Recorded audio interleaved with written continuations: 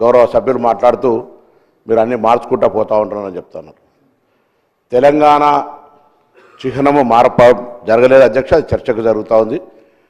తెలంగాణకు సంబంధించి ఎక్కడ కూడా గేయం లేదు. కొత్తగా తెలంగాణ ప్రభుత్వం తెలంగాణ సెంటిమెంట్కి అనుగుణంగా తెలంగాణ పేరు మీద ఏర్పడ్డ ప్రభుత్వం తెలంగాణకు సంబంధించి ఒక గీతం ఉండాలనే కనీస ఆలోచన లేనప్పుడు మా ప్రభుత్వం రాగానే తెలంగాణ గీతం ఉండాలనే ఒక గీతాన్ని తీసుకొచ్చి అధికారికంగా క్షేత్రస్థాయిలో దాన్ని వాడుతూ ఉన్నాం.